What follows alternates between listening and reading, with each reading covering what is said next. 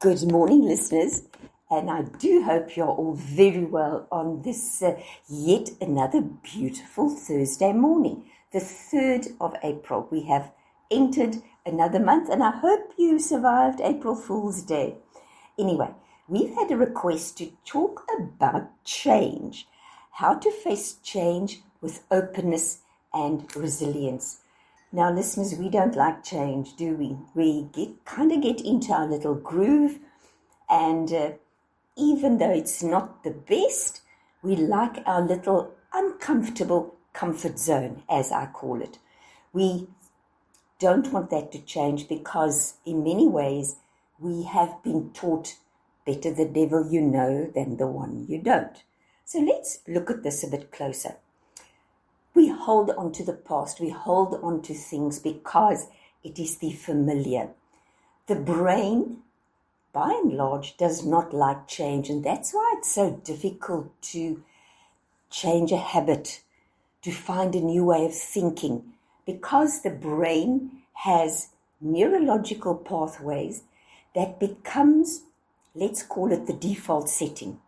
You react in a certain way, and people get to know you as a person who is very positive, who has a funny quirk for everything, who is perhaps short-fused.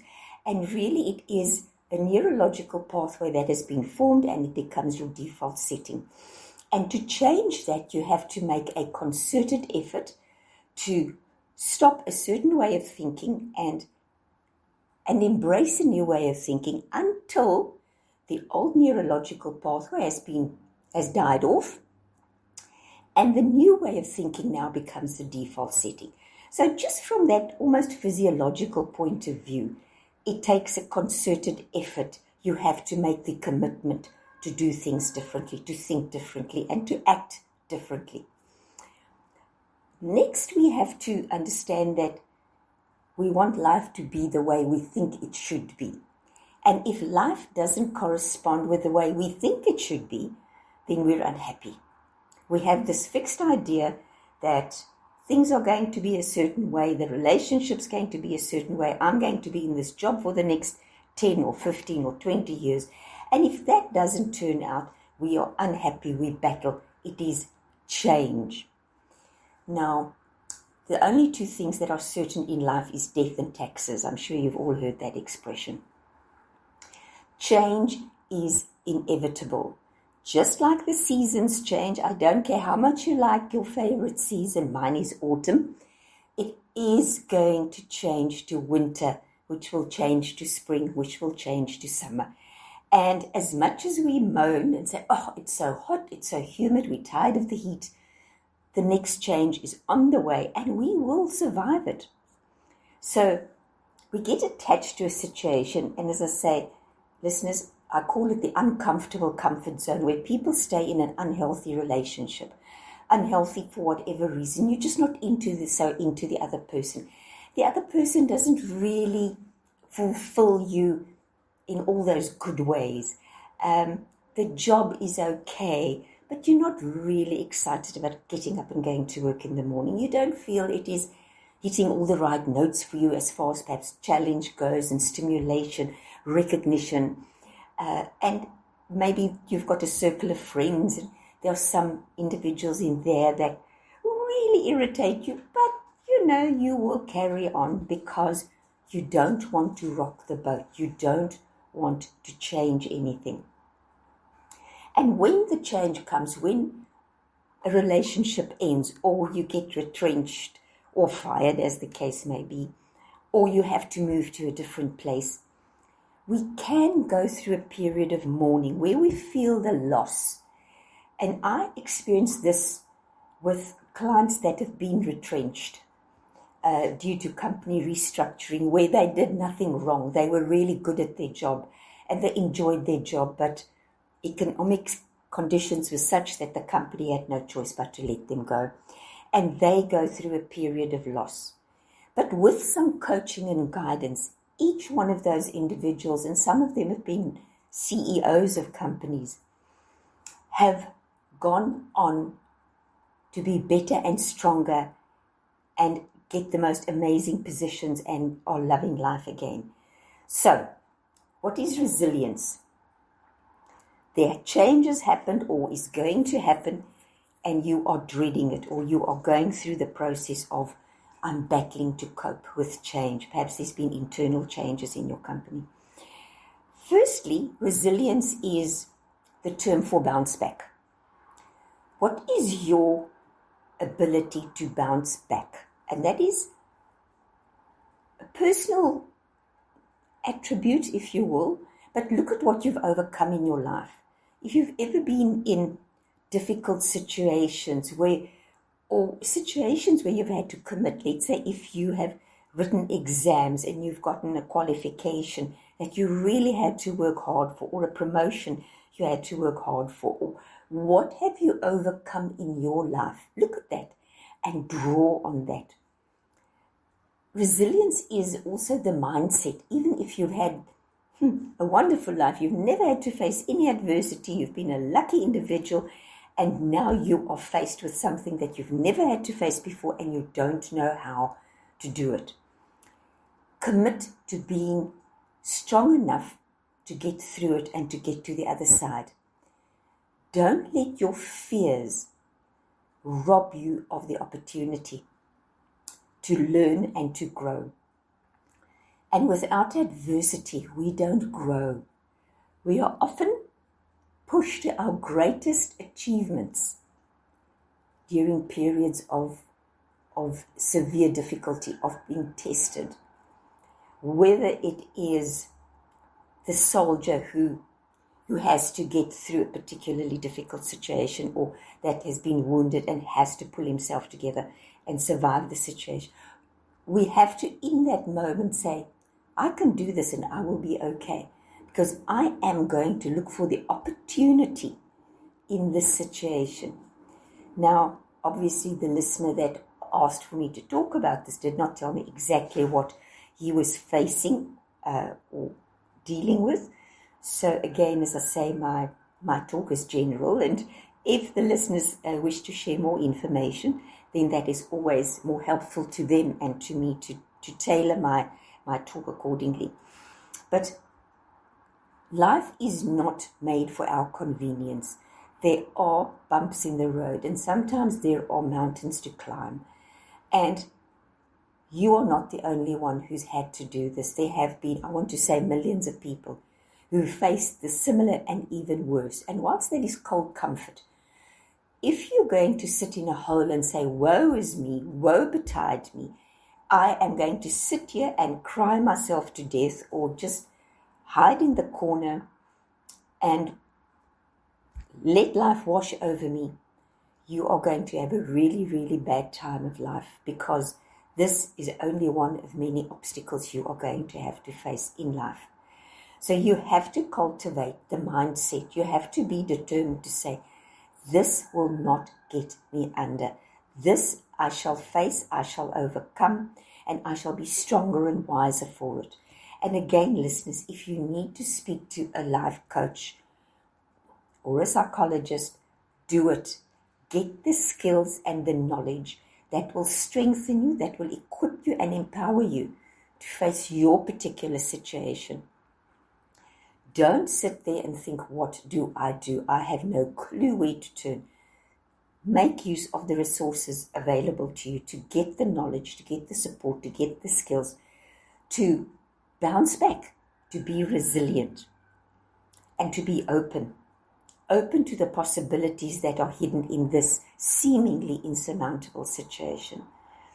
So if there's a change in your life, as I say, to fight it, you're going to fight a losing battle. It takes a lot of energy. It takes a lot of determination. Let me rephrase that. If you are going to fight the change, you are going to lose the opportunity hidden in that situation.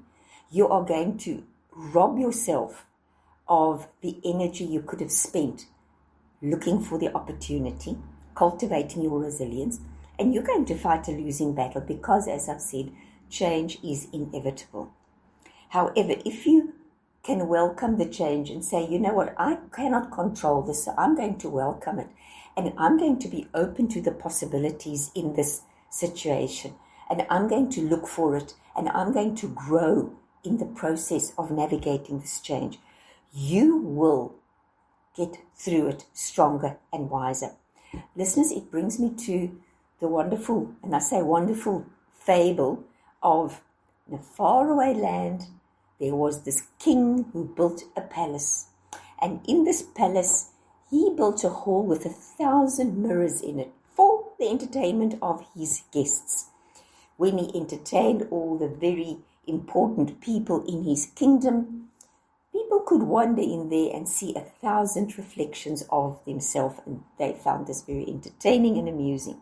However, one particular day, one of his dogs wandered into this hall of 1,000 mirrors, and immediately this dog saw 1,000 dogs, and he was very alarmed, and he started growling, and 1,000 dogs growled back.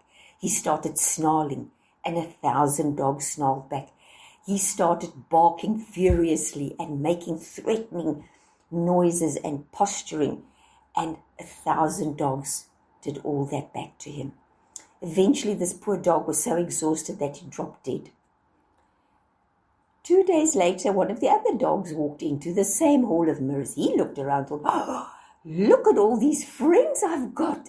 They're just like me. And he wagged his tail. And 1,000 dogs wagged their tails back at him.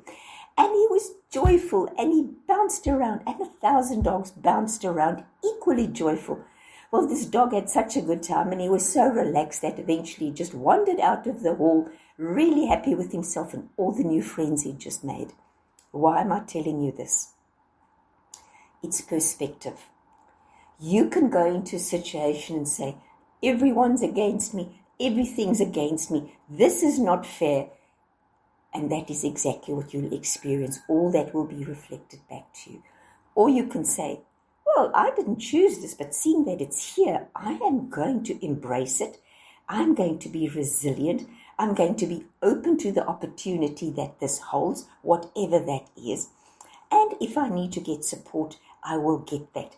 And that will help you to have that reflected back to you. Opportunities will be revealed to you. Every problem, every situation, if you look, in its kernel holds an opportunity or a lesson. So when change comes, and it will, be open to the possibilities. Be open to seeing the potential in what is brought to you. Sometimes life pushes us, and I can speak from personal experience, listeners. Sometimes life pushes you and you find yourself in a situation which at first glance you think, I have no idea how to navigate this. I have no idea where to turn. I'm lost. And if you stop yourself and say, you know what, I'm not. I have not made it this far to only come this far. I will take it one day at a time, and I will find support where I can, and I will find the opportunity in this wherever it is hidden, and I will get through this. And that is how you navigate it. Be open to the change. If you cannot control it, then it's pointless fighting it. Look for the opportunity. Even if it is hidden at the moment, know that there's an opportunity in there. And know that you can bounce back from anything. There are enough examples in life of people who have bounced back from the most horrific accidents, from the most horrific personal tragedy. And again, I can only say Steve Jobs was fired from, I think it was IBM, and yet he went on to change the world as we know it with a smartphone. You have the Richard Branson, who was insolvent and broke as a young man, I think twice, before he bounced back and is now the business guru that we know him to be. I don't think there's a single highly successful person in the world who has not faced their fair share of adversity, but they did not let it get them down. they said, I will beat this. And this really is the key to successfully navigating change, is be open, know that you will bounce back, get the support that you need, get the skills and the knowledge that you need that will empower you, equip you to deal with what you face, and not only get through it, but to thrive by the time you get through it, and to know that it has made you stronger and wiser, and equip you to deal with life as you move forward. As I say, listeners, I have gone through some very difficult times in my life, and it has made me a better life coach. It has gave me intimate insight into those situations that my clients face now. And I don't lecture them from a theory point of view, from, well, I was taught this at university and I had read that in a book, and this seems like I've gone through these things. And I know that there is a way through it if you are determined not to sit and feel sorry for yourself and be convinced that you're a victim of a vicious plot and that life is against you and it's all just terribly unfair, and you are going to sit there and lick your wounds until someone comes and rescues you. That is not the way forward. That is not how you face change. That is not being resilient or open, and that is not growing through it. That is hoping that someone will rescue you. And if you're living in a space, in an attitude of always looking to be rescued, you're always at someone else's mercy. You are never your own person, because you've not made it your business to equip yourself with the skills and knowledge and resilience to say, you know what, if I need someone, I will find that person and I will get the support I need. But I am not dependent. I am not a victim waiting to be rescued. And I think if you can get this distinction in your perspective, in your head, and say, I'm not waiting to be rescued, I am going to tackle this and I'm going to find the best way forward, you will thrive. You will manage change and challenge as life presents it to you, because let me assure you, life will. But know that you have everything you need to succeed if you choose to see it or find it. I hope that was useful. If you need support, please, listeners, you are so welcome to contact me. My number is 082 330 2439. It would be my privilege to help and support you. Please keep your requests coming. I hope you have a wonderful Thursday and that the weekend is going to be amazing. And as always, this is South Coast Radio with myself, Lee Foulis, and of course, our host, Ryan Woodley. The radio station you can't live without. This is your radio. This is South Coast Radio.